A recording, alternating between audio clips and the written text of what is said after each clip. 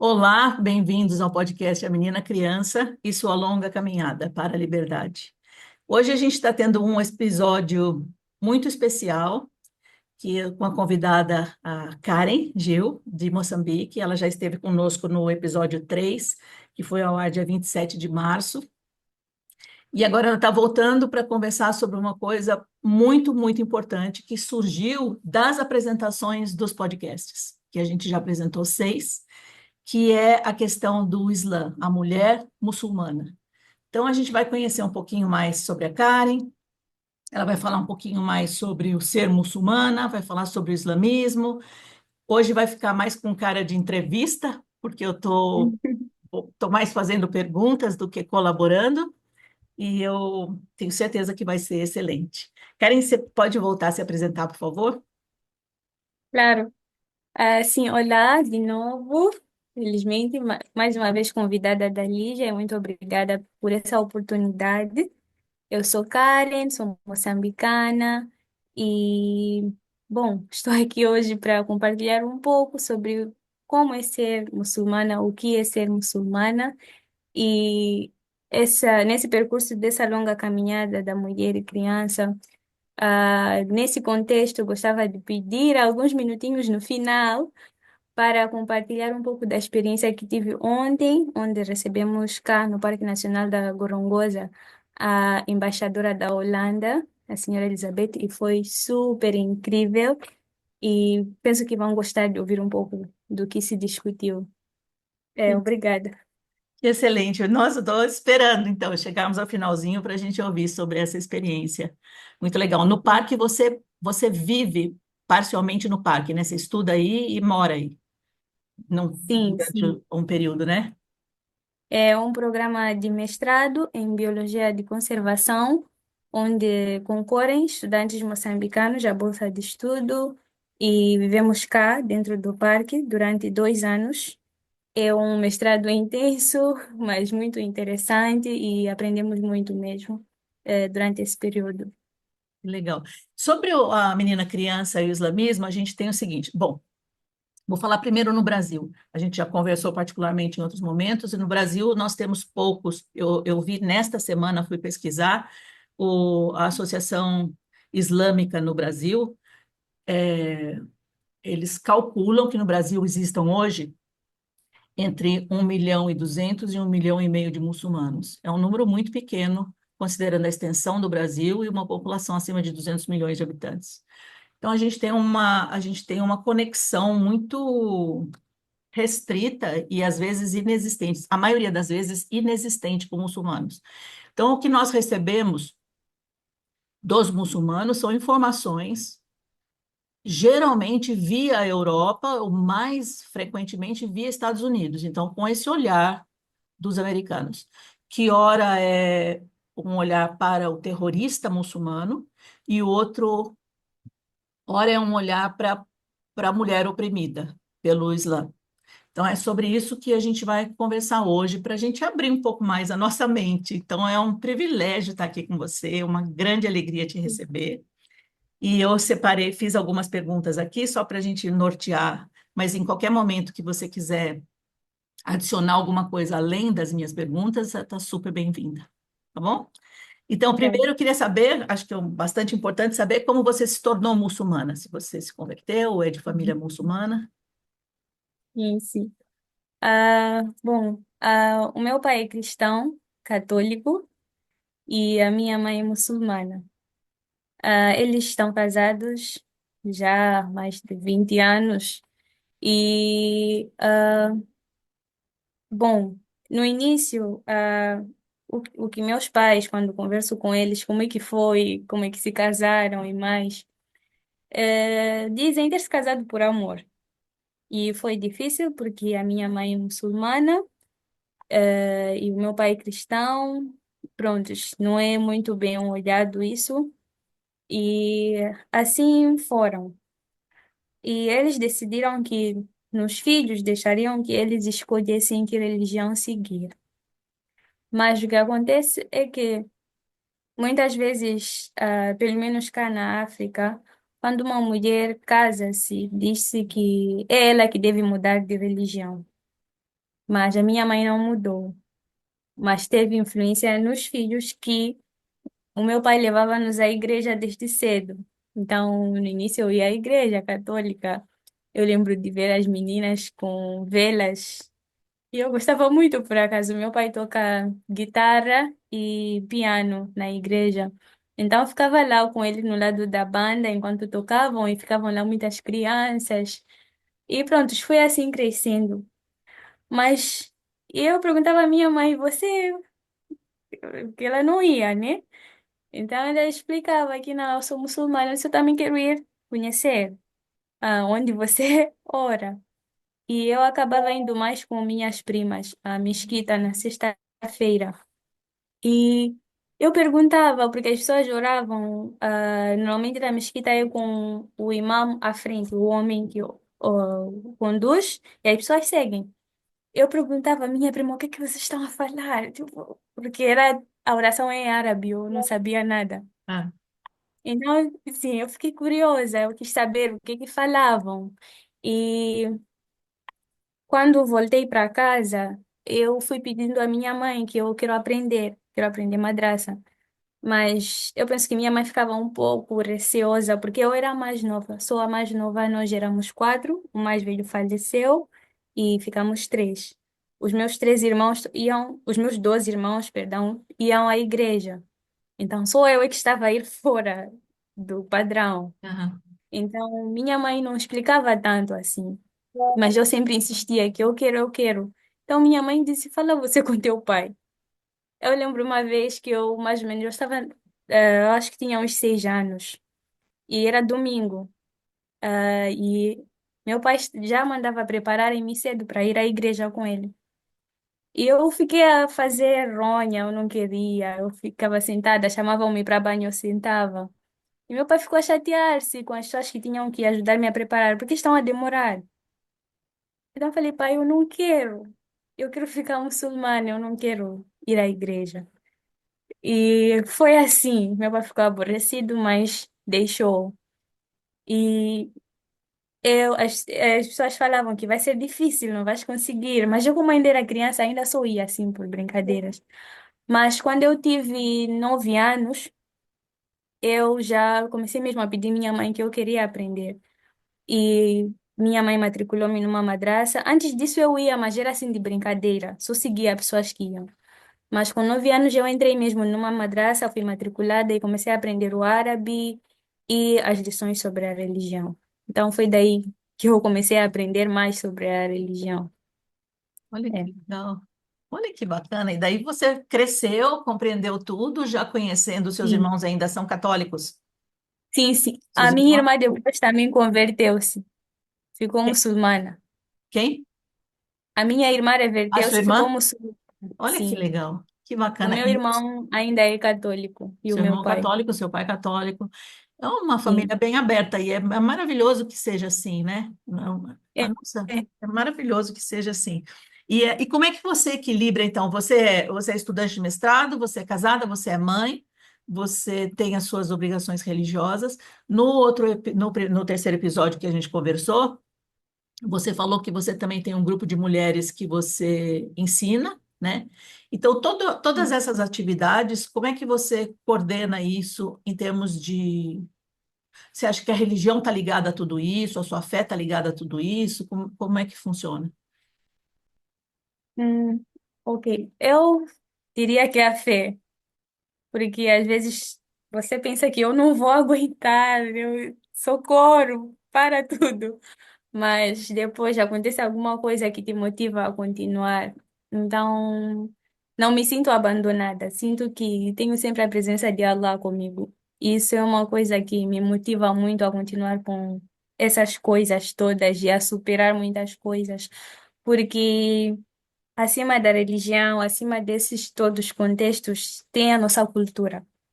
E estar aqui, distante da família, aqui é bem distante, não é um lugar que eu vou decidir que, vou esse final de semana visitar a minha família. Não. E uma vez casada, normalmente o que se espera é que tu vais ficar a cuidar da tua família. Então, não, não acontecendo isso e sendo a mulher a sair, é muito difícil e nisso, felizmente, tenho muito apoio do meu marido, por isso que é muito bom e isso ajuda também a superar esses todos os obstáculos. E em relação às mulheres, por acaso, recentemente eu pedi um comentário, estivemos a ter cá em Gorongosa um workshop sobre ciência e comunicação com o senhor James. Ele trabalha para a National Geographic e é diretor de filmagens e coisas assim, e comunicação. Então, ele falou sobre a importância de a gente se focar, né? Por exemplo, no que a gente quer fazer, virar expert numa área. Eu, porque eu lhe pus na mesa os meus sonhos. Eu disse, ok, eu quero sim seguir a ciência, eu quero descobrir coisas, eu quero publicar coisas sobre o meu país, mas eu também quero ajudar as mulheres do meu país. Eu quero ajudar o meu país a crescer, quero ajudar as comunidades. Ele disse, ok, são projetos muito grandes. Como é que vai gerir isso? Porque cada uma dessas coisas é uma vida. E naquele dia eu fiquei assim, tipo, escolher uma é difícil. Então, ah, recentemente eu ouvi ah, uma senhora dizer que quem tu és na vida das mulheres conectadas contigo, só isso já faz uma diferença. Quem tu és para tua mãe, quem tu és para tua filha, quem tu és para tua irmã. Então, nós não precisamos necessariamente pensar numa coisa grande, impossível, mas o pouco que tu consegues fazer, podes ter bons impactos, podes contribuir de alguma forma para a sociedade.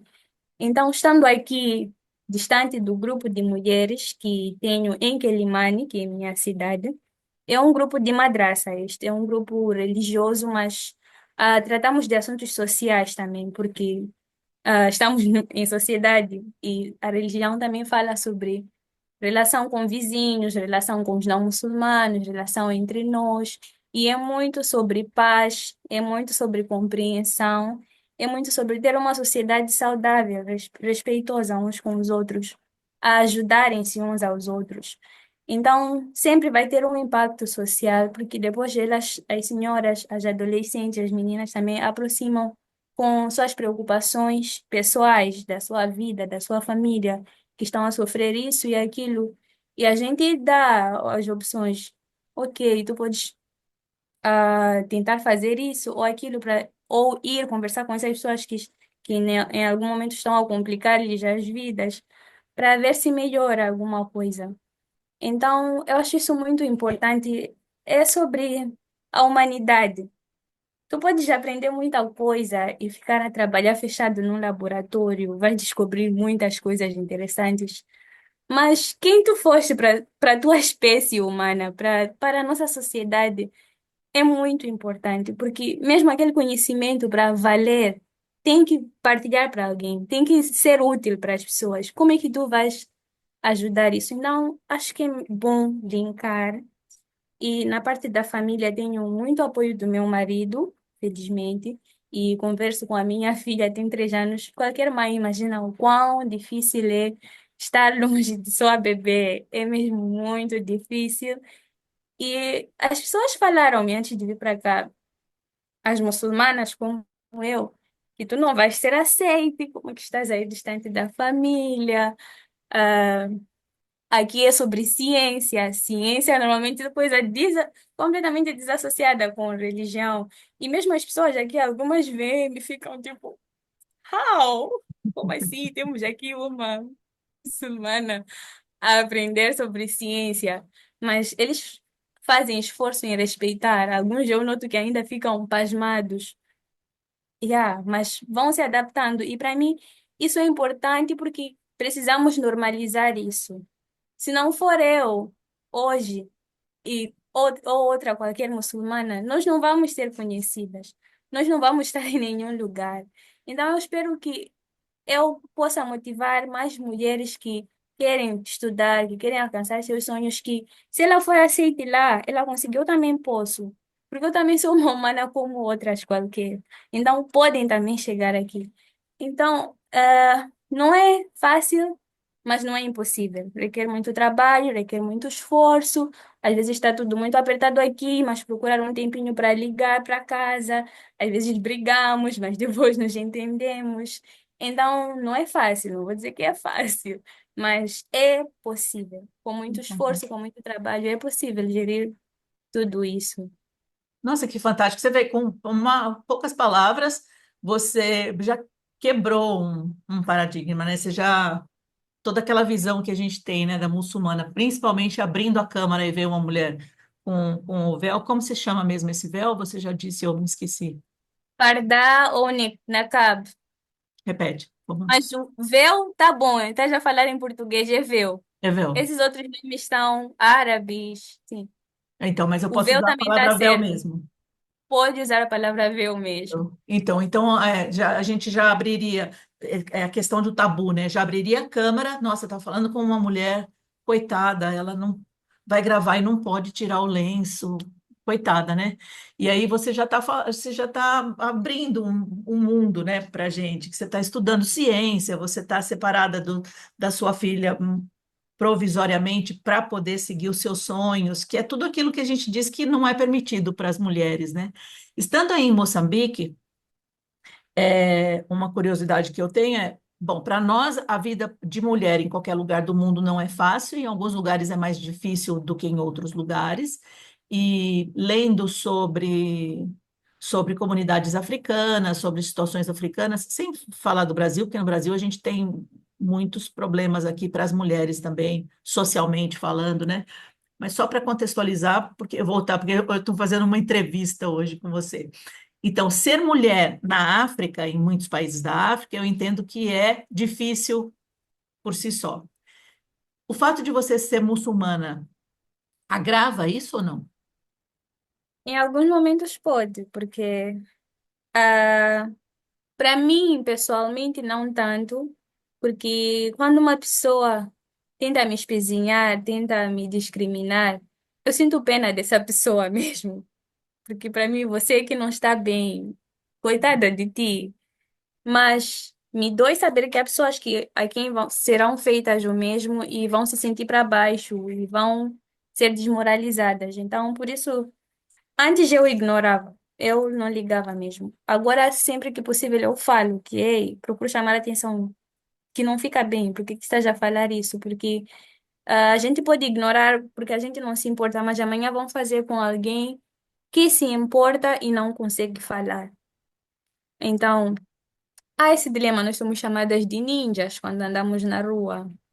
Som- Você não pode tropeçar, olha, como ia ver o caminho se está toda tapada? As pessoas falam mesmo coisas más para nós. Infelizmente, e muito infelizmente, das pessoas que conheço, muitas são maltratadas nos hospitais, nos centros de saúde, quando procuram por serviços de saúde sexual e reprodutiva. Por exemplo, se vai colocar algum implante, vão comentar que, tá a colocar isso enquanto se tapa, afinal depois vais namorar aí com qualquer pessoa. Você nem sabe da vida dessa pessoa e já estás a chegar. E falam mesmo. E é uma técnica de saúde que está a te atender e está a falar essas coisas. Então, ou sim, sim, tratam mal, falam coisas más e muitas vezes as pessoas acabam calando. Mas eu agora motivo que denunciem, porque é crime fazer isso. Ela é uma pessoa, uma técnica de saúde, não pode falar essas coisas porque está a atender-te. Mas acontece muito isso. É, Yeah. A discriminação é muito direta mesmo, é. sem vergonha, descarada. É. Isso que você falou de a gente ignorar, eu acho interessante isso que você falou, eu concordo com você, que eu poderia ficar me colocar num patamar, vou chamar de superior. A gente quando era criança falava o que vem de baixo não me atinge, né? Quando as meninas brigavam e uma ofendia a outra quando a gente criança, para humilhar a outra, a gente dizia o que vem de baixo não me atinge. A Sim. gente pode ficar nesse, não, eu sou superior a você, o que você falar não me atinge, mas é muito importante esse papel de eu posso não me ofender com o que você está falando, porque eu sei quem eu sou, eu tenho a minha autoestima está bem, eu estou bem, mas existem outras mulheres e eu sou responsável por todas elas também. Acho muito importante isso que você está falando. Não me atinge, ótimo, mas eu vou chamar a atenção dessa pessoa, que o que ela está fazendo, e chamar para denunciar, como você fala, né? É crime, tem que ser denunciado, né? Sim. É muito importante. Vamos lá. Há uma outra pergunta que eu tenho. A gente vai falar sobre a prática. É, o que você acha que é mais importante? Então, falar sobre o Islã, se você não vai dar uma palavra só. Você está falando, você falou em esse grupo de mulheres que vocês estudam é Madraça? uma madraça, Madraça, madraça sim. com dois S, você cedilha? Sim, sim. Com dois S's. Com dois S. Esse seria Sim, equivalente ao catecismo na Igreja Católica? exatamente. Ah, É, tá. seria equivalente à catequese. A catequese, a catequese. Então, você não vai conseguir dar no tempo que a gente tem, você não vai conseguir dar uma madraça para a gente completa. Mas Sim. considerando isso que eu te falei no início, e o que você sabe, porque você tem contato com muitas pessoas da Europa e dos Estados Unidos também, o que você acha que é importante salientar sobre o Islã para a gente ir nessa linha de desmistificar? Hum. Bom, eu diria que é importante saber que Islã é paz. É paz. Nós estamos em paz, a religião é sobre paz e tudo que é associado, infelizmente, agora é negativo. É associado a bombas, é associado a terrorismo, é associado à opressão. Mas não é o que se passa na verdade. Ah, em nenhum momento, até mesmo nos tempos passados, quando haviam guerras antigamente eram, posso dizer, justas, no sentido de que as pessoas que iam lutar saíam para o campo de batalha e combatiam e venciam um ou perdiam outro. Mas não é o que acontece agora. Não faz sentido, pessoas lutam contra inocentes, pessoas bombardeiam crianças, pessoas indefesas. Simplesmente não faz sentido. E sobre terrorismo, nada a ver. Nenhuma religião fala sobre matar o outro. E nós, as mulheres, nós não estamos a ser oprimidas. Por exemplo, para vestir o véu, nós aprendemos. Eu uso porque eu quis, porque eu escolhi usar. Eu aprendi, como eu disse, comecei a madraça aos 9 anos, e eu sempre quis, mas eu notava uma resistência da parte do meu pai, não sei o quê. Mas uma vez adulta, aos 8, eu já estava um pouco mais livre para poder. E aos 20 anos eu comecei a usar. Ah, e é isso, eu diria que gostava que as pessoas entendessem que é paz. E não é uma religião, de certa forma, isolada. Eu vi que mandavam a cronologia no grupo sobre as religiões, e é mesmo isso. Ah, o Islã é uma continuidade. Nós cremos que a religião de Deus é a unicidade. Todos os profetas vieram para dizer que Deus é um só, para adorar um só Deus. Desde o profeta Adão, profeta Abraão, profeta Noé, nós também acreditamos neles, apenas usamos nomes árabes deles. Por exemplo, Noé é Nuh, Abraão, Ibrahim e por aí em diante. E os últimos profetas foram Moisés, Jesus e Muhammad. A diferença que existe do Islã e as outras é que nós cremos no profeta Muhammad também, que foi o último enviado, e as outras não.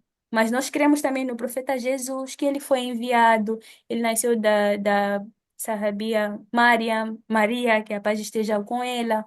Nós cremos no profeta Moisés, que a paz esteja com ele, e devemos respeitá-los, aprendemos sobre isso também.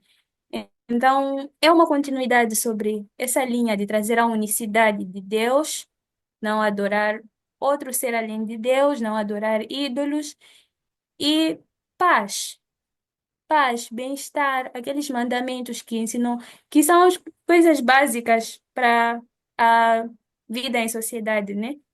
É mais ou menos isso. A, A gente tem que falar sobre esses, sobre os terroristas e sobre as mulheres afegãs hoje, né? Que elas são impedidas Uhum. de falar. Inclusive, a última notícia que eu ouvi, que já faz algum tempo que eu não voltei a ler sobre o Afeganistão, elas estão proibidas de usar a voz em público, né? De falar, inclusive com mulheres, e elas são obrigadas a se cobrir completamente, inclusive as crianças, são proibidas de sair. De casa desacompanhadas, elas só podem ir se forem acompanhadas por um homem, não podem mais estudar e todo aquele terror. E existem os terroristas. Eu acredito que existem, acredito não, eu sei que existem terroristas cristãos também, é óbvio, mas o peso está sobre os muçulmanos.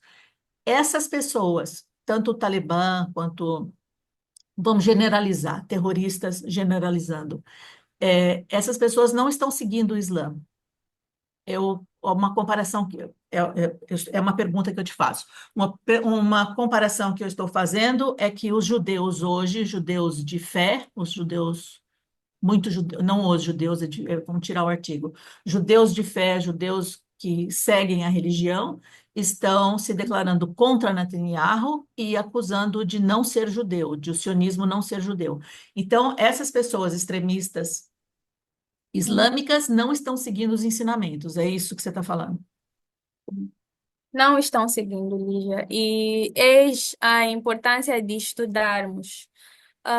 Eu vi um filme mais ou menos que relatava sobre esses acontecimentos, um documentário, e percebi que as pessoas, tem pessoas que usam as palavras de Deus para persuadir as pessoas.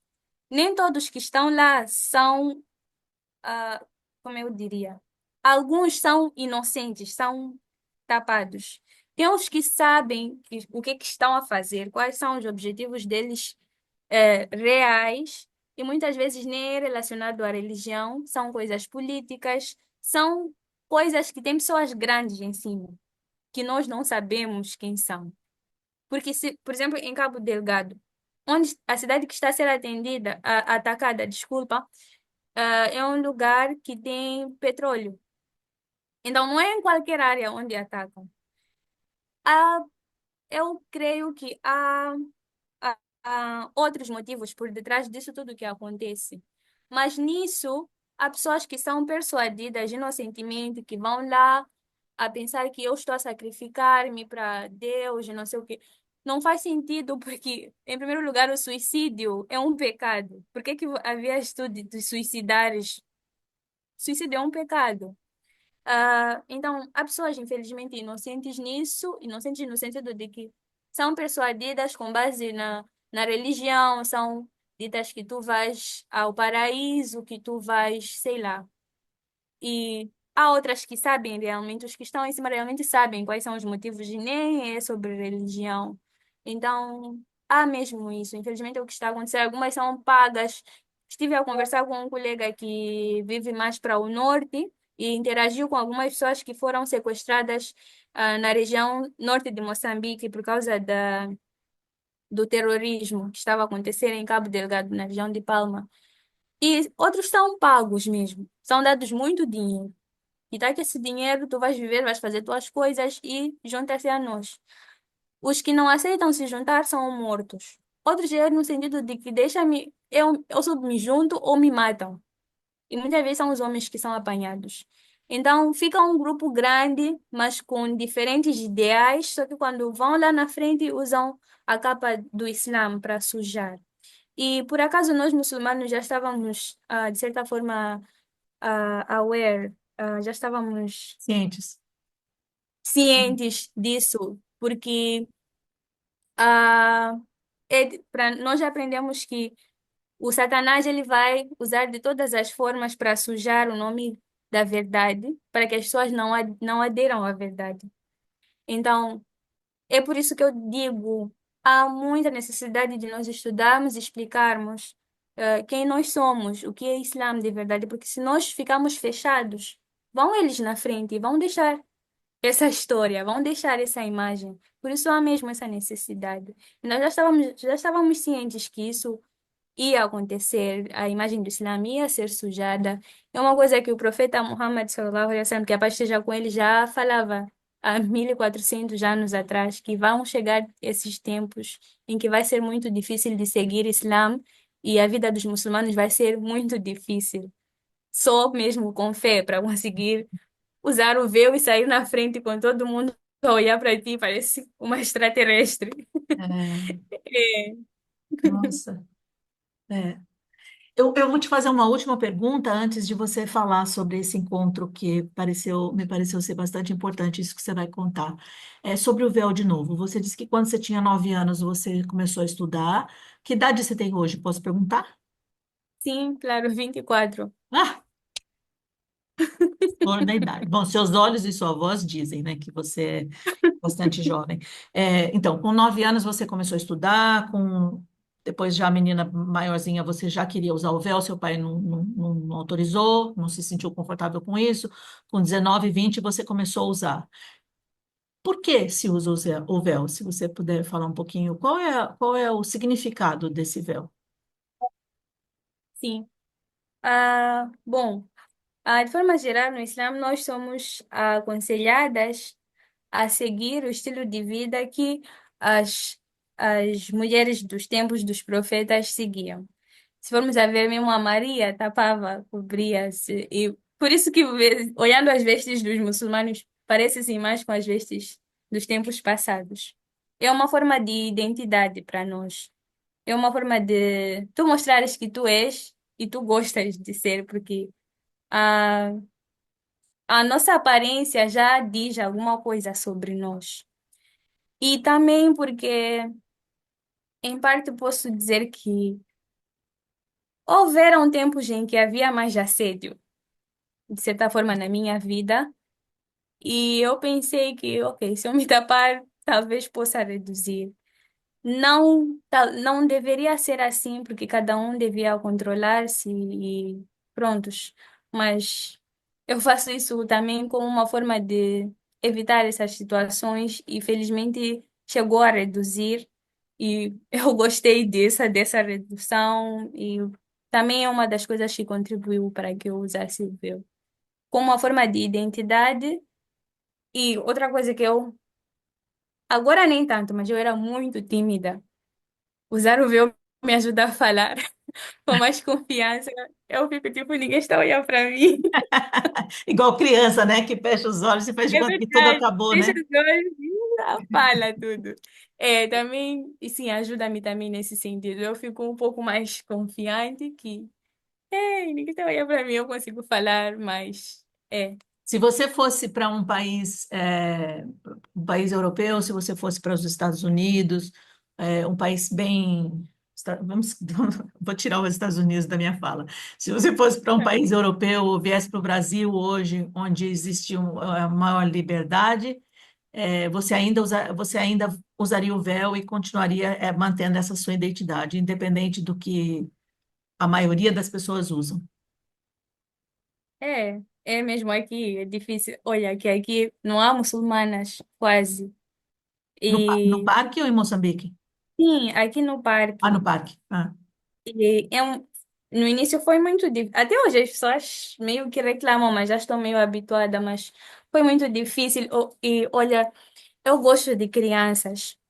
Mas quando temos visitas às escolas, as crianças não estão habituadas. A comunidade daqui na faixa de Gorongosa não tem muçulmanos quase. Menos ainda as mulheres que usam o véu assim, esse de cara. Então, quando eu vou à escola, eu vejo crianças, eu quero abraçá-las e dizer olá, e elas ficam com medo. Ai, Esse momento é que eu fico assim, com o coração quebrado.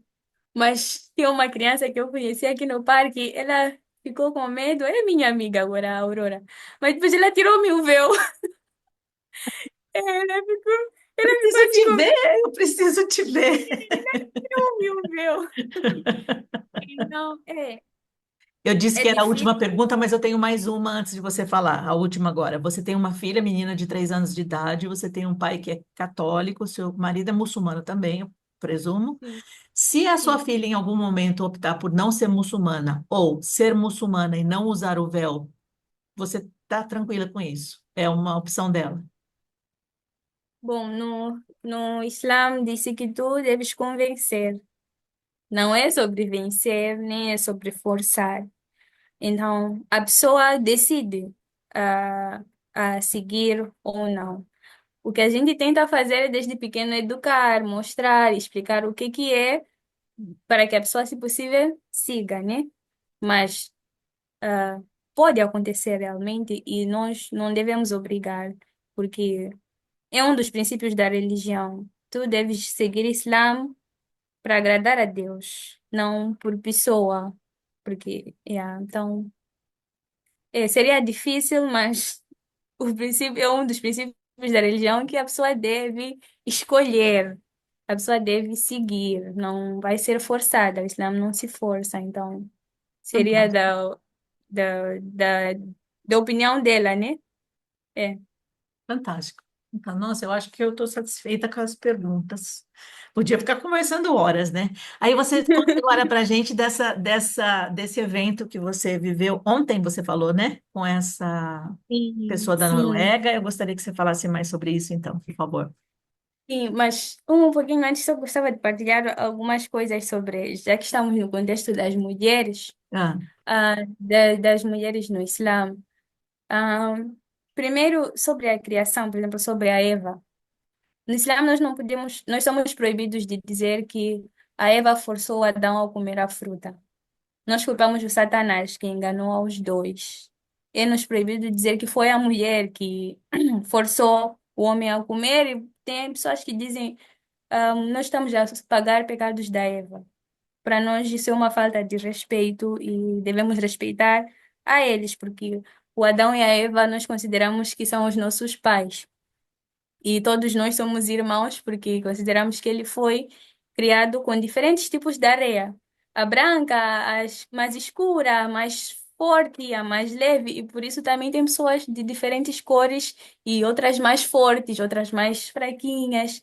Mas somos todos irmãos, viemos da origem dele, que foi criado dessa forma, por isso somos diferentes. E sobre as mulheres também, um dos motivos que o profeta Muhammad, que a paz esteja com ele, foi muito renegado foi porque ele vinha mudar a cultura árabe, que era muito preconceituosa em relação às mulheres. As mulheres não tinham direito à herança. E ele vem dizer que não, as mulheres também devem ter herança.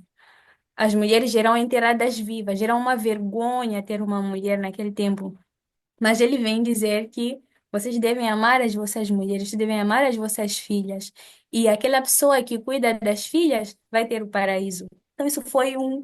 Como assim? Entrar no paraíso, um sítio tão nobre por causa de cuidar de mulheres. E olha, Allah diz que o paraíso está nos pés das mães. Nos pés, a parte do corpo mais baixa, a parte que pisa o chão, a parte mas é lá onde está o paraíso de cada um de nós, nos pés das nossas mães, não do pai, nos pés da mãe, de uma mulher. E depois a obediência dos filhos aos pais, quando foi perguntado a quem devo obedecer depois de obedecer a Allah e depois de obedecer ao profeta, ele diz: obedeça a tua mãe. E depois é perguntado: e depois de minha mãe? Ele repete: obedece tua mãe. E pergunta, depois de minha mãe, de novo, obedece tua mãe. E depois pergunta, e depois de minha mãe, diz depois teu pai. Ou seja, tua mãe três vezes e depois teu pai. Então, há várias passagens que elevam as mulheres como seres muito especiais, como seres muito preciosos. Por isso, pelo menos para os que sabem, para os que estudam, eles tratam muito bem as mães, eles tratam muito bem as esposas, porque os profetas, os companheiros dos profetas que viveram naquele tempo, eles competiam, quero ser um melhor que o outro. Então, uma vez um perguntou, quem é o melhor dentre nós? Então, o profeta disse, o melhor dentre vós é aquele que é o mais gentil com sua esposa. Então, isso tudo foi um contexto muito diferente para a realidade que eles viviam, de desrespeitar as esposas, enterrar as filhas. Foi um contexto completamente diferente que eles não esperavam. Então, aqueles líderes, os chefes, diria os régulos hoje em dia, né? Isso era um insulto para eles. Não tentaram de todas as formas acabar com ele, porque estava a trazer tudo ao contrário dos seus princípios, do que eles faziam. E uma das coisas que fala sobre o Islã é sobre a poligamia, né? A poligamia, por exemplo, no Islã, hoje em dia usamos como coisa assim de diversão, mas naquele tempo era um assunto mais sério. Porque a poligamia, os homens pegavam uma mulher aqui, hoje pegaram uma mulher lá e deixam assim. Então o profeta diz: se vocês querem andar com diferentes mulheres, não podem fazer assim, pegou uma, deixou outra, deixou. Devem casar e devem dar-lhes direitos iguais. Não é pagar uma noite, é dar a ela assistência, dar casa, ser um homem provedor das mulheres que você vai casar e não é também sem limite, no máximo só podem até quatro. Então, isso também foi outro choque para eles, porque eles brincavam com as mulheres, violentavam as mulheres, ninguém falava nada, porque são mulheres, são nada. E ele vem dizer que não, vocês devem respeitar a elas, devem, não, devem ter um limite, no máximo quatro, e se quiser ficar com elas, devem cumprir com regras, devem dar as casas, devem cuidar da sua provisão. Então, foram muitos choques de uma vez, mas que foram muito importantes para emancipar as mulheres e mesmo hoje em dia, de alguma forma também valem para nós, porque infelizmente ainda é uma realidade em muitos lugares a desvalorização da mulher.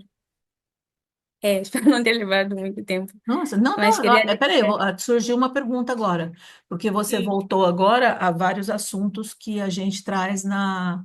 Eu acho que eu comecei no comecinho da nossa conversa, eu comecei a falar do material da menina criança e desviei, que esse é um padrão meu de falar, que eu saio, começo a falar sobre outras coisas, mas o livro da menina criança foi escrito por uma americana, protestante, né, que ela é da Igreja Batista do Sul, cristã, e por um cristão, um pastor evangélico do Quênia, o Patrick, não é Patrick, o Dominic, do Quênia.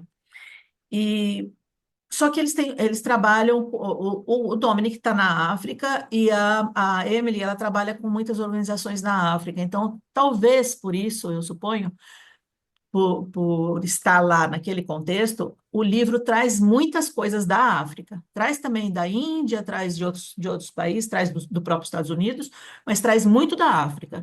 Essa questão de abuso de mulheres, de humilhação de mulheres, de opressão, dessas coisas todas. Traz muita coisa da África. Então, uma impressão que dá é que tudo de ruim acontece ali na África, mas enquanto você acompanha a jornada de leitura, a gente vai vendo de outros países também, mas o escrito lá tem muito disso. Então, toda essa opressão africana que a gente vê, independente de religião, né? Que a gente vê em famílias cristãs também, essa grande opressão da mulher na África, você diria que é cultural.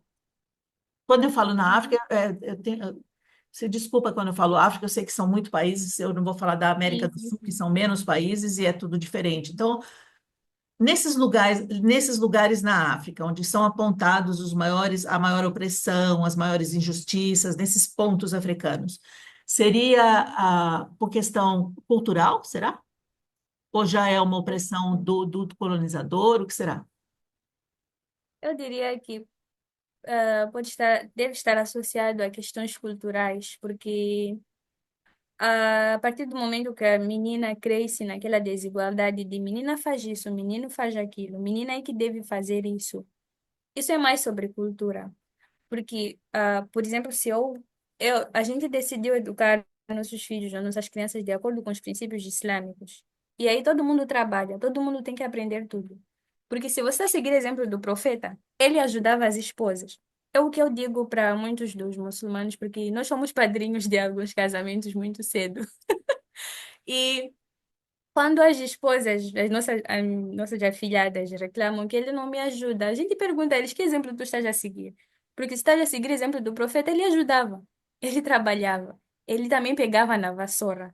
Então, ele brincava com as crianças, até mesmo não sendo filhos deles. Ele teve um filho adotivo e ele fala muito bem dele.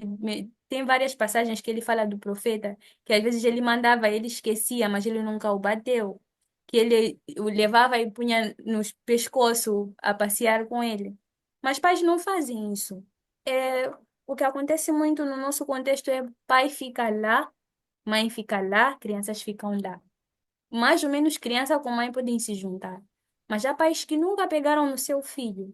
Há pais que chegam em casa, a mãe está a trabalhar, a mãe está a cozinhar, está a cuidar da criança. Ele só vai sentar e ainda esperar minha comida, minha água para tomar banho. Ele sentou, chegou e sentou. Às vezes até pode ser que tem casos que os dois não trabalham. Ok, tu voltaste do trabalho, estás cansado, ok. Mas tem algum tempo para dar atenção às suas crianças. Mas tem casos de pessoas que os dois trabalham, mas quando voltam para casa, é um que vai sentar completamente e outra que vai fazer tudo sozinha. Então, se você está a seguir o exemplo do profeta, onde está a gentileza? Onde está que o melhor dentre vós é ser aquele que é gentil com sua esposa? Onde está a tua gentileza nisso? Então, infelizmente, eu diria que são mais questões culturais, porque mesmo para mim, na minha sociedade, não é fácil aceitarem que, como assim você saiu para estudar e quem cuida de tua criança? Como assim ficar com o pai? Homem cuidar de criança? Como assim? E quando nossos amigos, outros casais em comum vêm para casa, nós convidamos ele e nós estamos ali a cozinhar juntos, a servir. Quando eles vão para casa as esposas, no caso as minhas amigas reclamam com eles que viu teu amigo, ajuda a esposa dele, mas tu não ajudas. Então, quando o meu marido vai para eles, falam, você está a estragar tua esposa. E depois vocês vêm reclamar para nós, tu estás ali a mimar. É, para eles, nós é que estamos errados. Eles é que estão certos, que o homem não pode fazer nada. Então, mudar os adultos pode ser difícil, mas podemos trabalhar nas crianças muito, porque são coisas que é desde pequeno. Porque eles cresceram assim, de certa forma, verem o pai assim, a mãe assim. Eu posso sentar com eles conversar. Sendo eu mulher, não vai, pode não resultar em nada, porque eu sou mulher. Mas o meu marido, às vezes, senta com os amigos, amigo, não é bom, não é isso que nós aprendemos na madraça, mas é difícil para eles mudar. Entendi. Então, Eu há acredito essa nisso também, que necessidade de desculpa, eu mudanças. acredito nisso também, que a gente, nós os adultos, temos que conversar muito Uhum, para não para nos mudar assim, para mudar, para ter mais ciência das coisas, mas principalmente para a gente se preparar melhor para criar as uhum, crianças, né? Porque quem vai criar sim, as crianças são os adultos, quem vai educar as crianças são os adultos. Então, os adultos têm uhum, que conversar, têm que se informar, têm que estudar, têm que ler, tem que saber mais, né, para ensinar. Tem um guru indiano, Sadhguru, o nome dele. Ele diz que não ensine nada para o seu filho, nada, nada, nada, que não tenha dado certo com você primeiro. Então a gente ensina muita coisa para as crianças que já, em princípio, não deram certo para a gente, né? E a gente quer que as crianças, quer uhum. ensinar as crianças como, né? Uhum. Lindo isso, Excelente, profundo. maravilhoso. É. Podemos ouvir agora da sua vivência? Sim, olha, foi super, como eu disse no início mesmo. Foi uma mesa redonda com mulheres de diferentes setores do parque. Estava a diretora do projeto de restauração, gestoras do programa de Clube das Raparigas, várias figuras. E eu estava como estudante de mestrado e as minhas colegas também. Ah, Recebemos a embaixadora da Holanda. Então, conversávamos sobre as mulheres, os desafios, e soubemos mais ou menos sobre o Clube de Raparigas que está a ser implementado aqui em Gorongosa nas escolas. Aqui em Gorongosa, a comunidade é caracterizada por muitos casos de casamentos prematuros, com crianças mesmo de 12, 13 anos. Basta atingir a puberdade, basta ter o ciclo menstrual. Pronto, está pronta para casar. E muitas vezes são com senhores, pessoas que deviam ser seus pais e mães. Então, eu gostava de partilhar a história de uma delas, a Carlota. Eu no início fiquei assim, quando disseram que tem algumas meninas que vão compartilhar as suas histórias, porque eu às vezes penso que é importante deixar as pessoas estarem confortáveis para falar. E eu fiquei, será que elas estão confortáveis? Eu estou a ser forçada a falar, mas felizmente ao falar, eu vi que é uma menina muito strong, porque ela falou de coisas tão profundas, mas não notei aquela grande emoção no seu rosto, como uma pessoa que já superou. Isso foi muito bom. Ela deve ter por aí uns 16 anos, 15 ou 16 anos por aí. E ela contou, os programas de Clube das Raparigas estão a tentar pegar as meninas de casamentos prematuros, evitar, incentivá-las a estudar, ganham bolsas para ensino secundário, patrocinam-lhes o material escolar e por aí em diante. Mas tem a parte cultural, porque isso é uma coisa da cultura, é uma coisa que está acontecendo na comunidade, os casamentos prematuros. E para trabalhar com os pais, com os régulos, é um desafio. Porque a menina até pode estar ciente e estar mesmo a querer estudar, mas pode ser impedida. Elas disseram que no início do programa, por exemplo, quando perguntavam qual é o teu sonho, ou qual é o teu direito, elas diziam casar. Crianças, o direito delas de casar. Porque é assim que elas cresceram, ouvir que você vai casar. Você deve casar. Você tá tudo é para casar. Tem que saber isso para casar. Tem que saber aquilo porque senão não vão te casar. E é isso que fica na cabeça. O casar é o gol. Então, a Carlota, ela contou a história dela, que ela vivia com o cunhado, a irmã e os sobrinhos. E ela estava no clube das raparigas do Parque Nacional de Gorongosa, que estava funcionando na escola dela. E ela estava a gostar, por acaso muitas das meninas ficam motivadas em estudar. Ela estava a gostar, ela queria estudar. Mas depois, assim que atingiu a puberdade, o cunhado queria lhe casar. E ela não queria ser casada, ela queria estudar. Então, diz que o cunhado construiu uma casa fora. Primeiro, quando ela disse que lhe ligaram, disseram para ela que tens oportunidade de bolsa para ensino secundário para poderes continuar a estudar. Mas o cunhado, quando soube disso, disse que não, porque eu quero casar a ti. Ela disse, eu não quero casar. Aí ele construiu a casa e mandou ela. Ela disse, eu nem sabia que aquela casa era para mim. E ele manda-me, vai viver naquela casa. Ela ficou. Ela, felizmente, era uma menina muito esperta. Ela entendeu porque que ele está a mandar-me para ficar naquela casa. Ela disse que recusou-se e disse que eu quero continuar a dormir com minhas sobrinhas.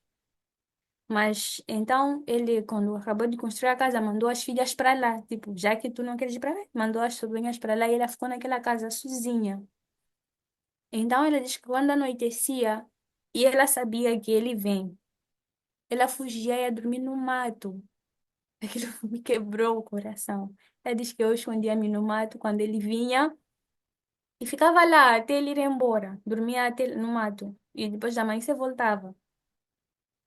E foi assim indo, até que disse uma vez ele apareceu, adormeceu mais cedo. E ele veio. E ele tentou forçá-la, mas ela recusou-se, então ele bateu-lhe com um cinto. Ele disse que bateu-me tanto, que ficou com o olho ferido. E ela continuou a pedir ajuda para ela poder estudar.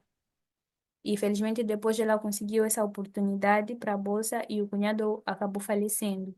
Então, hoje agora ela está cá, tá a estudar e ontem estava aqui no parque e contou a sua história. Então, e as mulheres, tem uma que disse assim, uma das mulheres disse, as mulheres em todo o mundo passam por algum tipo de violência.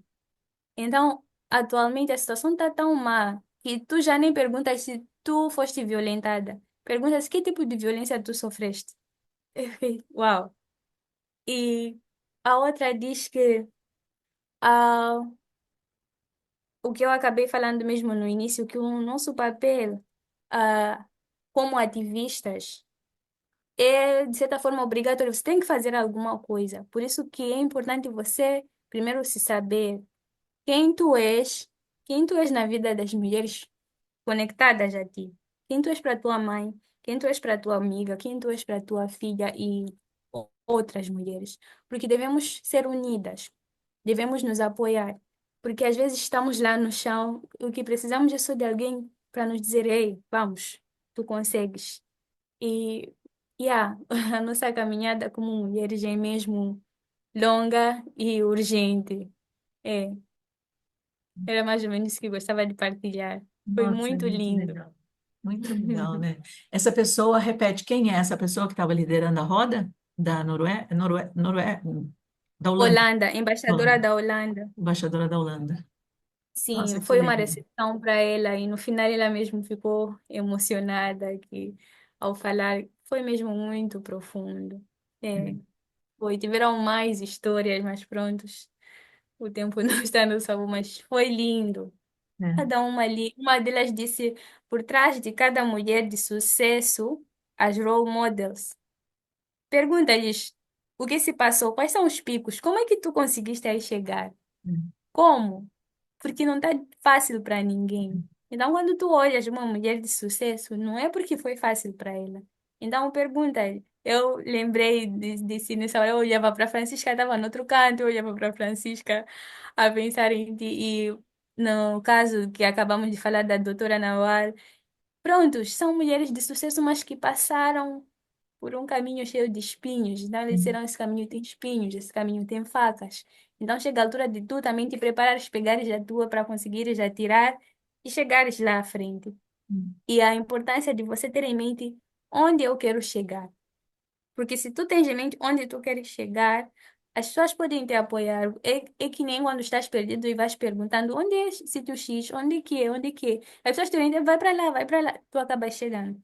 Mas se tu não tens a tua meta, não sabes onde queres chegar, é difícil. Então é muito é. importante a gente se definir, saber quem nós somos, onde queremos chegar.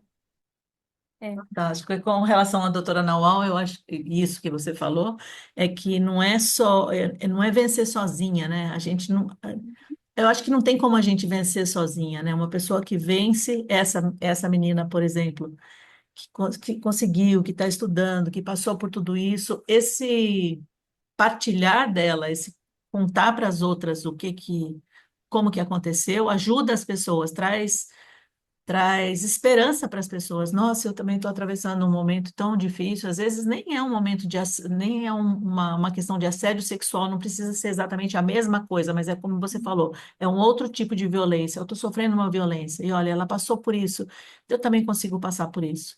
A gente tem que se apoiar umas às outras, né? Sempre. Fantástico. Nossa, É. eu adoro. Adoro essas conversas. Nossa, eu aprendo tanta coisa com essas É, conversas. Acho ótimo. Karen, para a é gente verdade. encerrar, você tem alguma coisa que você quer falar? Eu queria deixar gravado aqui que o motivo da gente fazer essa conversa hoje foi exatamente por causa do podcast que a gente postou sobre a doutora Nawal, que é a de número 5, que é essa mulher de quem você está falando, que é uma egípcia médica fantástica, que passou por inúmeras formas de abuso, de opressão, foi presa e uma série de coisas, mas ela estava sempre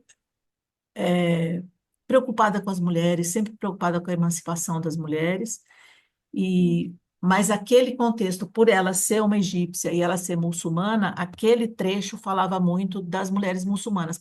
A gente colocou palavras dela, Uhum. falando dos muçulmanos e da opressão. Então, é Sim. por isso e você se manifestou, dizendo, nossa, tudo é culpa dos muçulmanos sempre, né? Então, por isso que eu achei importante trazer você agora para a gente uma palavra que eu já usei, desmistificar, mas não só desmistificar, esclarecer que não é Sim. que o islamismo é uma acontece em lares islâmicos, né? Acontece em lares católicos ou qualquer outro cristão, em budistas.